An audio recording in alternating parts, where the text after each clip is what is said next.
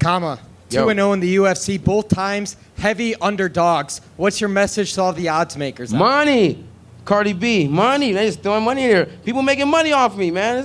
I'm cool with it. I told everyone. I told my older brother. I said, yo, bet like $2,000 on me.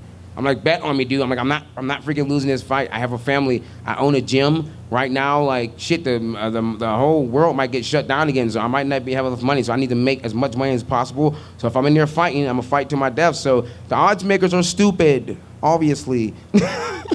Veteran in MMA, different promotions early on in your career. You lost to Billy Quarantino here in the UFC and also Paul Felder. What have you learned from your mistakes in the past? Everything. I also lost to Kyle Nelson, who was supposed to fight tonight, but he couldn't get in. I've learned everything from my losses. That's the reason I am, like when people talk about my loss, I'm like, do you think that makes me more dangerous or less dangerous?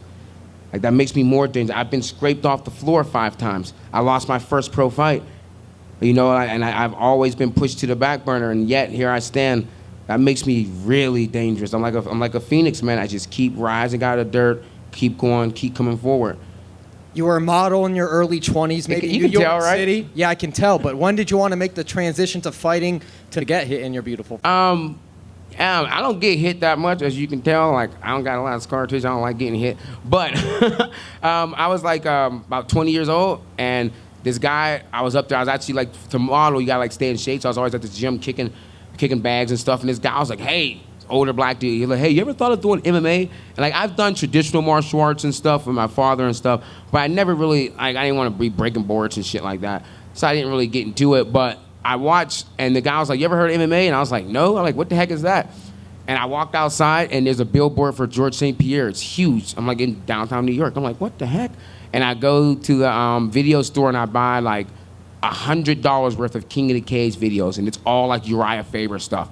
And I watch them, and I'm just blown away. And I went to my boss the next day and said, hey, I'm moving back to Pittsburgh in 2 months. And he was like, yeah, whatever. And I moved back. I almost went to a gym in New York. My buddy trained at one of the Renzo Gracie gyms in New York, and I went there, and I was going to start training there, but they were closed. And then Phil Nurse, that's the kickboxer, the Muay Thai guy, right, from New York. That was GSP's coach.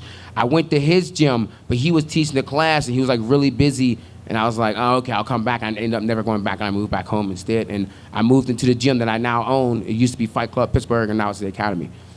The Death Star, congratulations. Thank you, sir.